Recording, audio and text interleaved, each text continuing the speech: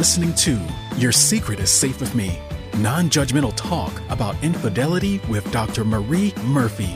If you're looking for new perspectives on complicated relationship issues, you've come to the right place.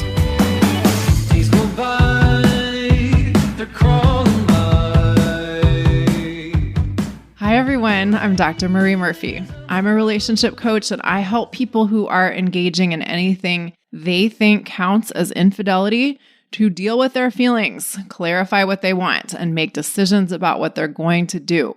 No shame, no blame, no judgments. If you are ready to resolve your infidelity situation in a way that's truly right for you, I can help you do it. There are 3 ways we can work together.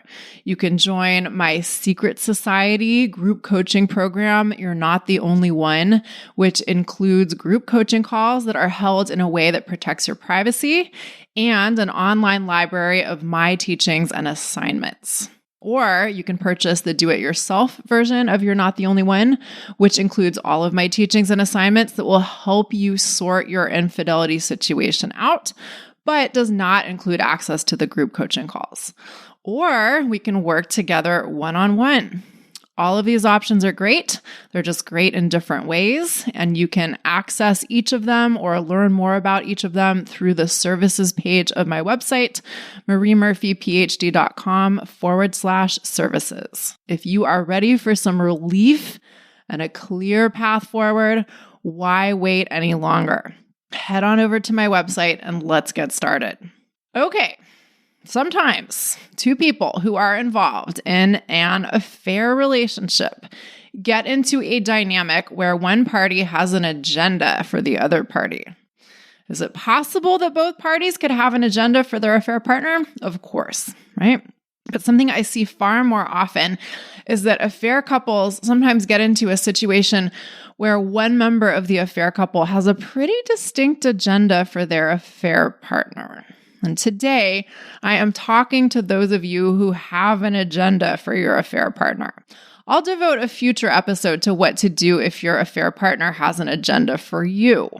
But today, I'm talking to those of you who have an agenda, or to put it a little differently, are trying like hell to guide your affair partner to do certain things, or trying to get them to take a particular approach to their situation, or trying to get them to think about the affair relationship or some aspect of the affair relationship in particular terms. If you have been having an affair with someone, or if you're in a relationship that has some infidelity component to it, you may think that you have a pretty good idea of what your affair partner needs to do to resolve their infidelity situation, or their side of the infidelity situation, we could say. And it may seem like a pretty good idea to tell them what you think they should do to resolve their infidelity situation.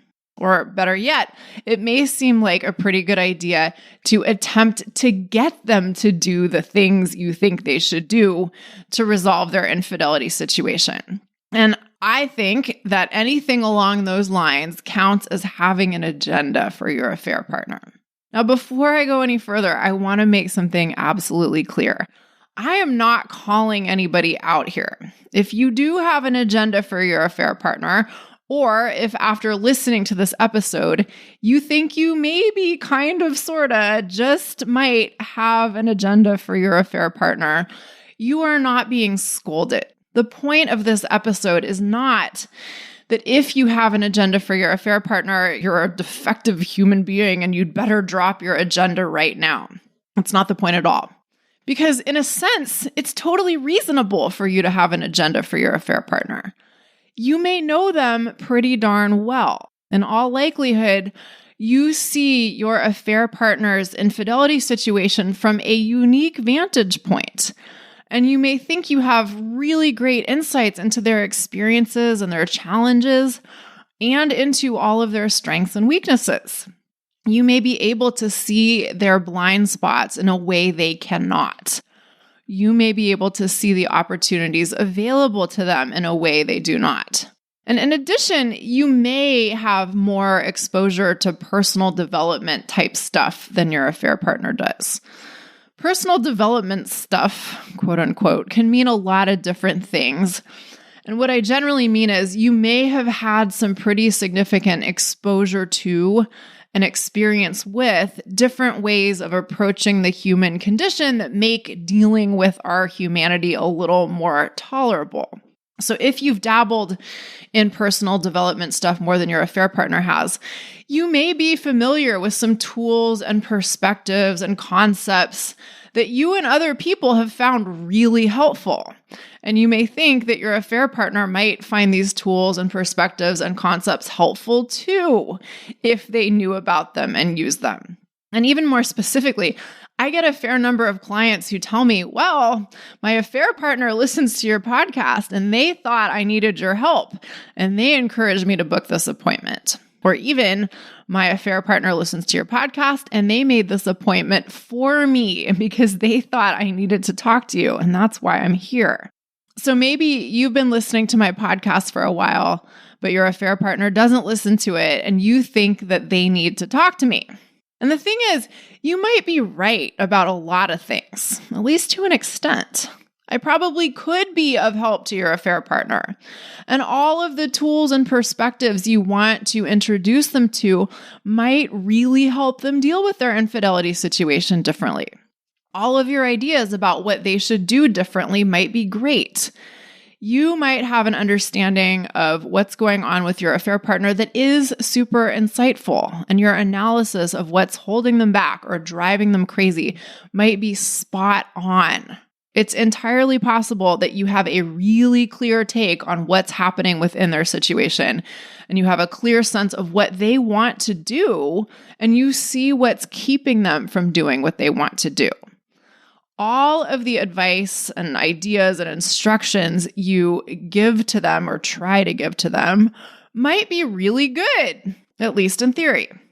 But there's always a but, and there are two buts here. The first one is this.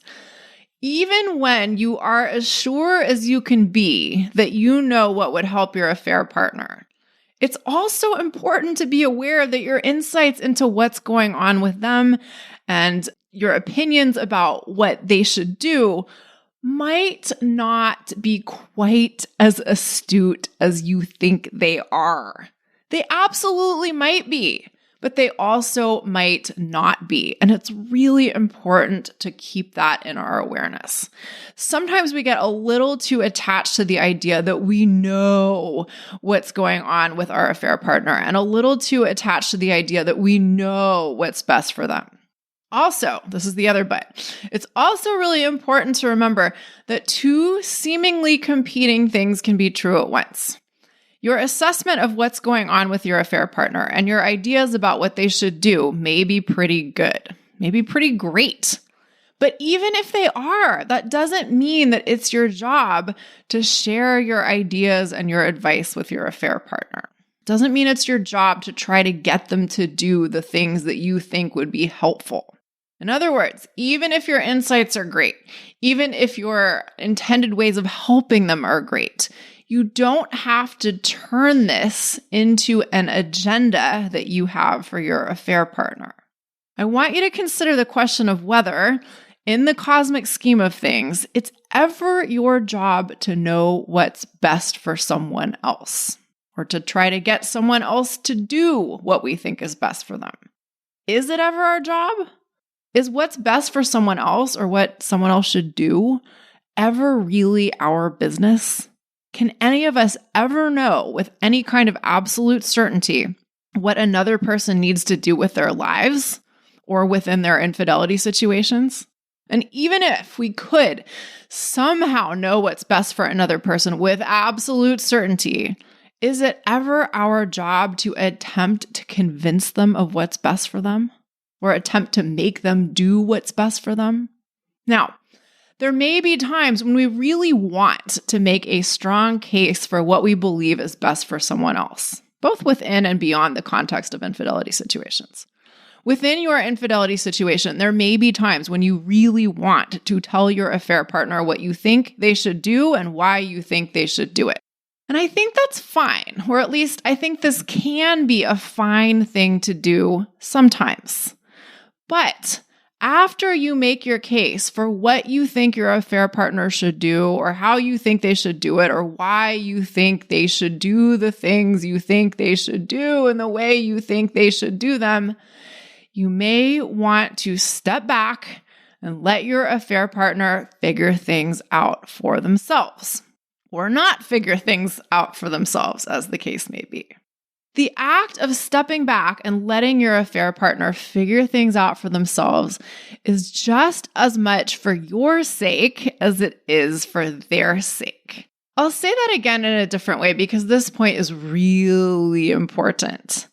You releasing your grip on your agenda for your affair partner is just as important for you, or just as beneficial for you, as it is for them or to them, perhaps even more so. Right? If you've been listening to this podcast for a while, you've probably heard me talk about the 3 kinds of business, maybe many times. This idea comes from Byron Katie, who says that there is your business, their business, and God's business, or the universe's business, or the cosmic business, the business that is beyond the ability of any one mere mortal to do. And the only kind of business we can do in life is our business. But so often we try to do other people's business or the universe's business instead of ours. And I think there are many reasons for this. A lot of the time, we don't even really recognize what business is ours to do and what business we cannot possibly do or successfully take care of, no matter how hard we try. And sometimes it really seems like trying to do other people's business or the universe's business will actually solve our problems or get us what we want. And of course, sometimes what we want is to be in a particular kind of a relationship with a particular person. And we may become very attached to that desired outcome. And that can be kind of a great thing. Really wanting to have a particular kind of relationship with a particular person can be a lovely experience. And doing everything we can do to make it possible for our relationship with a particular person to go in a particular direction can be a wonderful thing to do. When you want to go for something, sometimes the greatest thing you can do is go for it. But the problem with relationships with other people is that they involve other people. If there's a specific person you want to be with in a specific kind of way, there are lots of things you can do to make that relationship possible. But there are also certain things that only the other person can do. So, for example, let's say your affair partner is married. And they've been saying they really want to leave their marriage. And they've been saying this for months or even years, but they still haven't left. You believe your affair partner when they tell you that they want to leave their marriage. You believe that they are sincere in the desire they are expressing. And you see all the reasons why they haven't left yet as really legitimately hard things to deal with. But you're also sure that if they just did what you keep on telling them to do, they'd be able to successfully deal with all of the hard stuff. And they'd be able to leave their marriage, and then the two of you could be together and everything would be great. And so, of course, it seems like a really great idea to give them all kinds of input on how they should go about extricating themselves from their marriage. They may even seek out your advice and input, or at least they might be really receptive to it when you offer it to them. And it may seem really exciting to you to be in a position to help them solve their problem. Some of us get a real high out of helping other people solve their problems. And that could all be put in air quotes. Helping other people solve their problems can be complicated territory.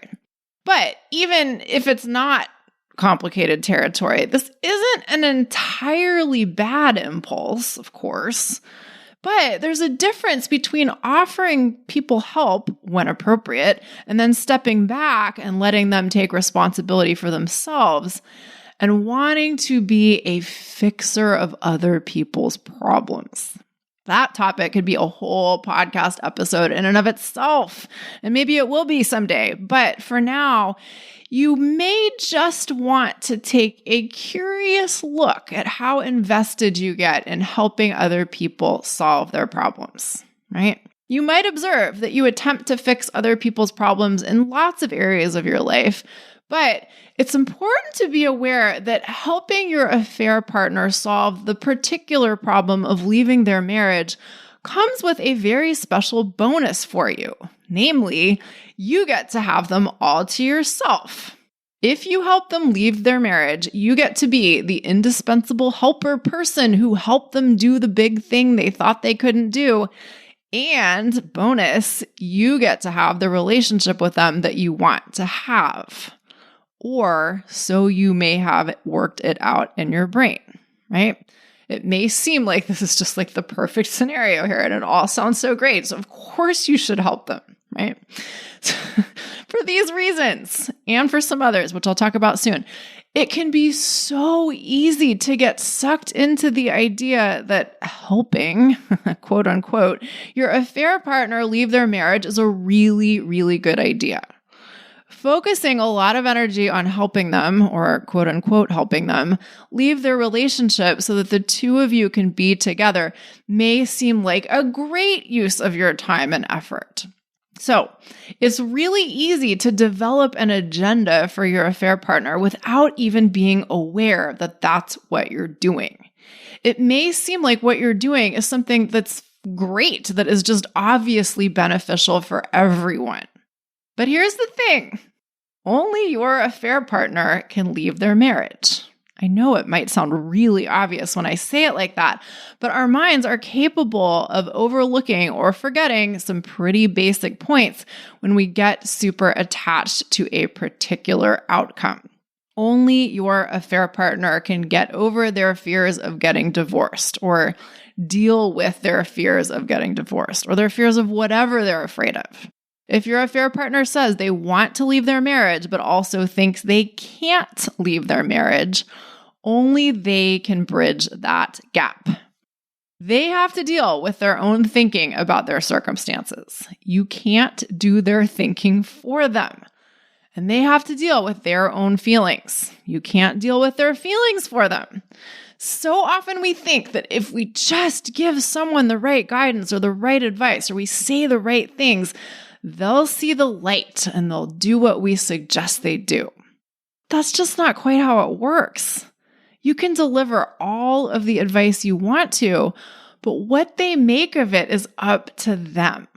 You don't get to manage that part of the process. That just isn't something you have the power to do. Or put differently, that's not your business. And what often happens when we try to do business that isn't really ours to do is we drive ourselves crazy. We may drive other people crazy too, but the most important thing for your purposes is that you may drive yourself completely insane when you try to do business that isn't yours to do. Because for one thing, you will not succeed in the ways you want to. And for another thing, when we try to do business that isn't ours, we are also neglecting the business that is ours to do. And that can end up being really crazy making. So much more I could say about that. So if you have been dedicated to your agenda for your affair partner, you just might want to reorient yourself to taking responsibility for the things you actually do have the power to control. You might want to start actively focusing on doing your own business, and you might want to start intentionally disengaging from your affair partner's business. That doesn't mean you have to completely disengage from them. You don't have to abandon your whole relationship with them unless you want to. It just means that you relate to your relationship with them in a different way. What exactly does this mean if you've been trying to help your affair partner leave their marriage? Well, the first question I would suggest you ask yourself if you've been really focused on trying to help your affair partner leave their marriage is, what business of yours might you be avoiding? What are you not dealing with in your own life when you devote your energy to trying to get your affair partner to extricate themselves from their marriage? Sometimes trying to do other people's business for them serves as a very entertaining way to distract ourselves from business of our own that we don't really feel like doing. For example, sometimes the person who is trying like hell to get their affair partner to leave their marriage is still married themselves. And this may be you.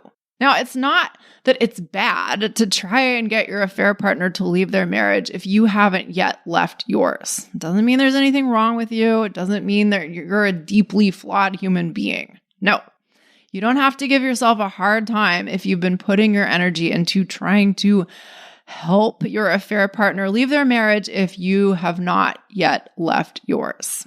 But you may want to get really clear about what exactly it is that you're trying to achieve here and whether or not what you're doing is helping you get what you want. Sometimes we want our affair partner to leave their marriage before we leave ours because we think that if they do, or if we successfully get them to do the thing that we want them to do, it will be easier for us to leave our own marriage or our own committed relationship. We think that what we ultimately want is to be with our affair partner in an above-board relationship. And we think that that's what our affair partner wants too. And that may indeed be what they want.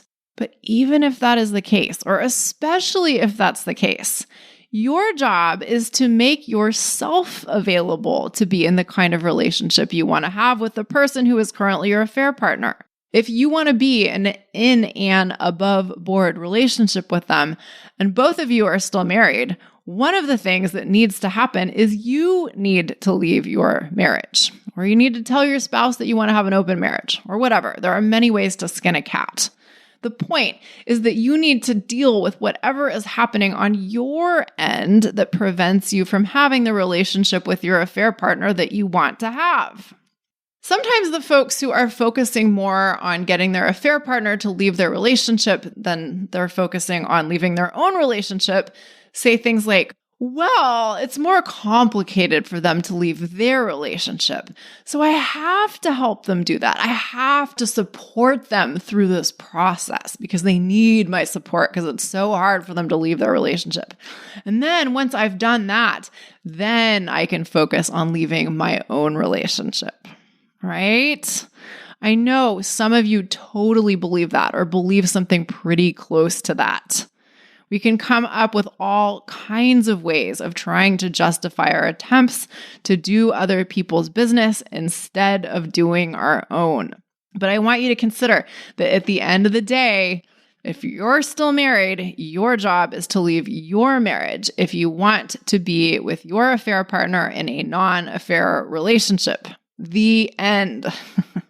Not the end of the podcast episode, but the end of that matter. Now, leaving your marriage may not seem like a fun task to take on, and that's fair enough. But attempting to distract yourself or attempting to delay the process of leaving your own marriage by trying to get your affair partner to leave their marriage first isn't going to solve for that. Even when, or if, your affair partner leaves their marriage, if you haven't left your marriage yet, you still have to leave your marriage if you want to be in a non-affair relationship with the person who is now your affair partner. Your affair partner leaving their marriage before you leave yours will not relieve you of the task of leaving your own marriage. And counting on your affair partner leaving their marriage first to make your own process of leaving your marriage any easier is not a great idea. It is totally human and totally understandable to get mixed up in other people's business. Yes, it is. It is also totally human and totally understandable to find attempting to deal with other people's business a lot more attractive than dealing with our own business. But attempting to do other people's business instead of our own will not get us closer to what we ultimately want. Here's another reason why we sometimes get really fixated on our affair partner's business. Sometimes we want our affair partner to leave their marriage for us because we think that action of theirs will prove that they really love us and that we're lovable and important enough for someone to make a big, bold change in their lives for us. Sometimes we really want the hit of good feelings we think we'd get if we thought someone wanted us badly enough to leave their marriage for us, right? We may really want the high we think we'll get if our affair partner chooses us over their spouse, their current spouse, right? And we may be conscious of wanting this. Sometimes we know that this is happening within us, or we may not quite recognize that this is what's going on or a part of what's going on with us. Now, listen up, people. It isn't bad to get really fixated on winning, so to speak. It doesn't mean there's anything wrong with you if you are really attached to the idea of your affair partner choosing you and wanting the high of them leaving their spouse for you. These are not character flaws. If you notice that part of the reason why you're so invested in trying to get your affair partner to leave their marriage is because you really want them to make the grand gesture of choosing you, you can just notice that and decide if you want to keep pursuing your agenda for this reason. On the one hand, there's nothing wrong with wanting someone to choose us. But if we're putting a lot of effort into trying to get someone to choose us, we may be neglecting a lot of important business that we and only we can attend to. Like, for instance, how to feel okay even if a particular someone does not choose us, right? One last reason why we may get overly involved in helping our affair partner leave their marriage is because we think that they are our only source of the kind of love and sex and intimacy and connection that we want to experience. Many of us associate love with a specific person, or maybe specific persons, and we get the idea in our head that if we're going to experience love, if we want to experience love or intimacy or connection or a particular flavor of lust or whatever, it can only be with that particular person, or maybe with multiple specific people.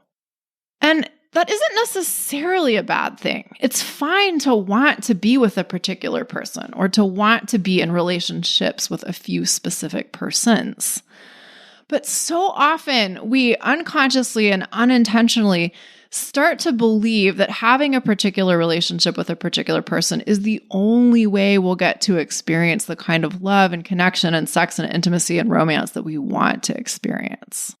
And when that's one of our operating beliefs or one of our embedded assumptions, we can get really sucked into believing that we have to make this one relationship work out or else a lot of things, or else we won't get to experience love or connection or intimacy or great sex at all. And this is only true if we allow it to be. There's nothing wrong with wanting to be with a particular person or wanting to have relationships with particular people. But there's a difference between wanting to pursue a relationship with a particular person and pursuing it and believing that a particular person is the only person who you can have an amazing connection with.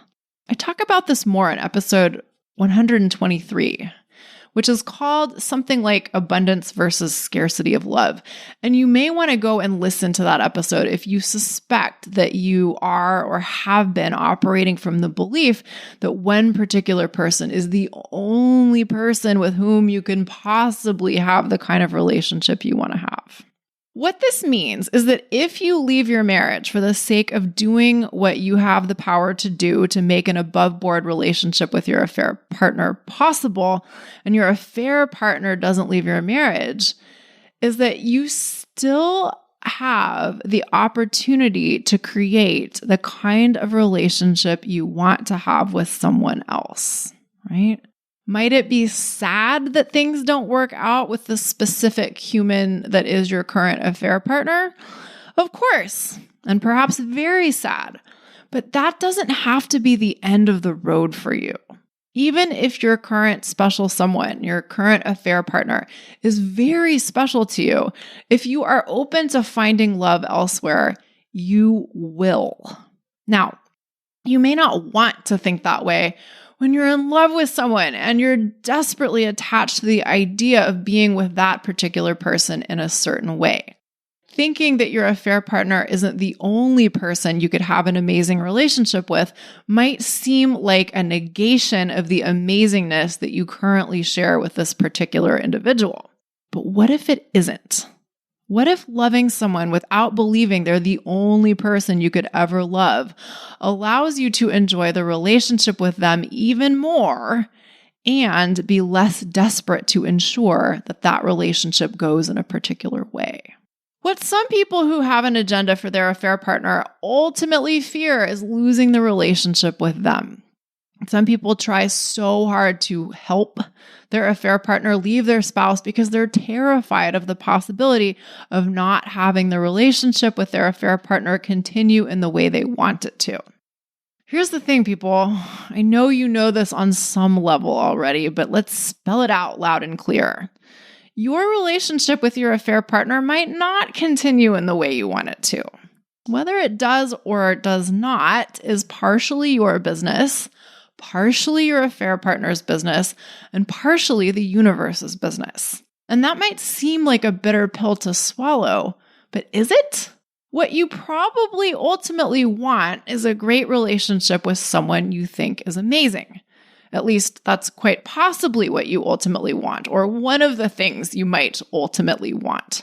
And if that is what you ultimately want, you can trust, or you can consider trusting, that this outcome is not dependent on your affair partner leaving their marriage or upon your affair partner doing anything else for that matter. The outcome of being in a great relationship with someone you think is amazing is dependent on you making choices that help you move in the direction of that ultimate goal.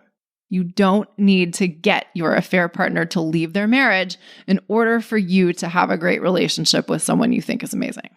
You might decide that you already have that with your affair partner, even though they're still married. Maybe the only thing that needs to change is your thinking. Or you might decide that you're going to take responsibility for deciding how long you are going to wait for your affair partner to leave their marriage, because that is something you actually have the power to control. If your affair partner doesn't leave their marriage by a certain time or date, you can say goodbye and you can get on with the business of pursuing your ultimate goal of creating the kind of relationship you want to create. Okay, people, it's one thing to hear me say all of this and think, I want to do that. And you may also want some help doing the kinds of stuff that I've talked about today. Putting down your agenda for your affair partner or putting your agenda for your affair partner aside may be easier said than done. You may really want to do it. It may sound like a great idea, but you may need some help actually doing it. Deciding to focus on leaving your own marriage rather than trying to get your affair partner to leave their marriage may be a shift in operating that you find difficult to make. Putting a timeline on how much longer you're going to wait and see if your affair partner leaves their marriage may seem like a great idea, but it also may seem like a really terrifying thing to do. I can help you with all of this. And there are 3 ways that I can help you. There are 3 ways we can work together. You can purchase the do-it-yourself version of my course, You're Not the Only One. You can join the group coaching version of You're Not the Only One, and you can work with me one-on-one. You can access all of these options through the services page of my website, mariemurphyphd.com/services. Let's get to work on resolving your infidelity situation in a way that you feel great about. All right, everyone. Thank you all so much for listening. Have a great week. Bye for now. Thanks for listening to Your Secret is Safe with Me with Dr. Marie Murphy. Make sure to click subscribe to get updates on our latest episodes.